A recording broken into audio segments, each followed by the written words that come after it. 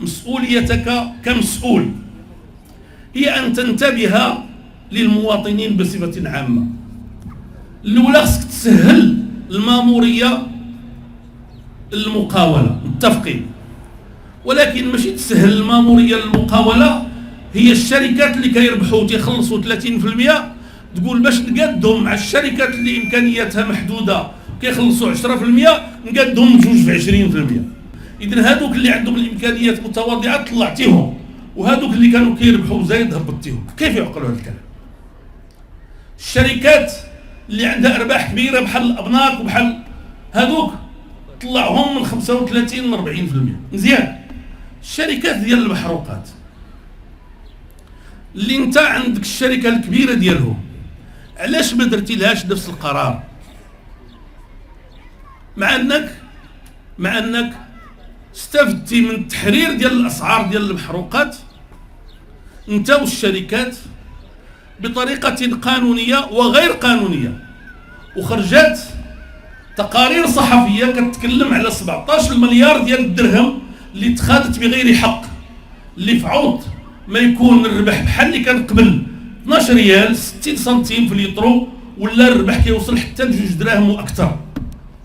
والشركات ديال المحروقات لا ديالك وهي الاولى في المغرب ولا الاخرين ربحوا ما قالت الصحافه، اذا كانت ارقامها دقيقه ويمكن تكون اكثر. 17 مليار ديال الدرهم.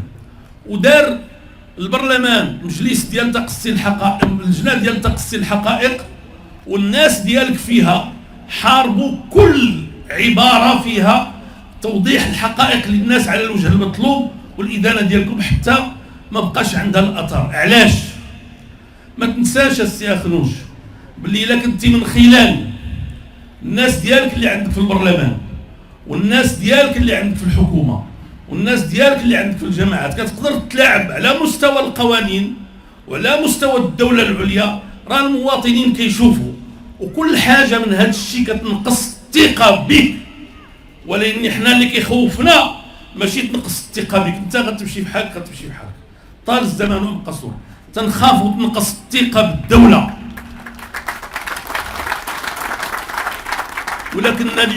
ولكن اليوم كنلقاو باللي المواد الغذائيه تزاد بطريقه صاروخيه، والمواد ديال المحروقات تزاد بطريقه كذلك كبيره، والمواد الاخرى انا دابا كنعرف المواد بشحال كتشرى. كنشعروا باللي كتشوف الناس كيشتموا فيك ويعايروا فيك ويدعيوا عليك الى اخره، وما كتديهاش فينا كشعب، ما كتديهاش فينا. على من عوال باش غتبقى تحكم؟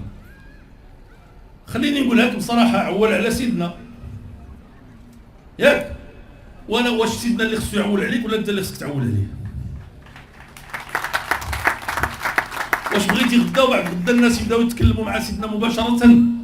وبداو الناس الان كيتكلموا مع سيدنا مباشره في المواقع الاجتماعيه. حنا كحكومه كبرلمان كمسؤولين جماعيين، حنا جينا باش نكونوا واسطه بين جلاله الملك وبين المجتمع، باش سيدنا كيبقى عنده الدور ديالو الاساسي، هو انه النهار اللي تكون شي قضيه ماشي هي هذيك بحال اللي وقع في 20 فبراير كيمكن له يحل البرلمان ويحل الحكومه ويسرع الانتخابات ويديرها في الوقت اللي ماشي ديالها عاديا باش ينقذ المغرب.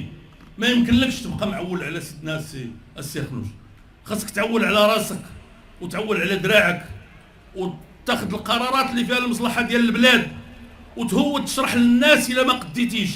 ماشي عيب، ممكن واحد الحاجه وعدتي بها ما تقدرش توفي بها، ممكن، ولكن ليس من الصواب ان تبقى ساكتا.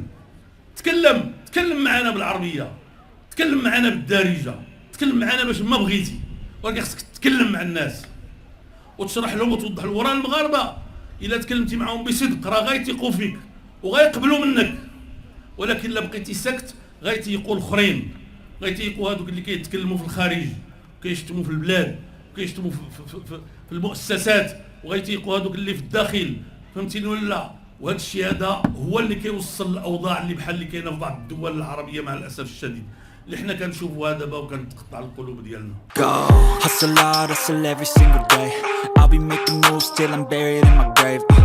To the system, I don't wanna be a slave. I've been doing shit my way, or the highway.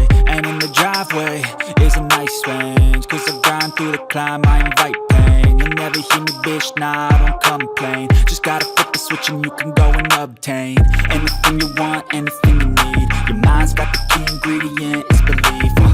They'll deceive with the negativity, but I just slide right by that energy. Even when you feel low, you can still go. Even when you feel slow, you can still go. Even when there's no hope, you can still go. I never ran, said no, man, I still go, go, go.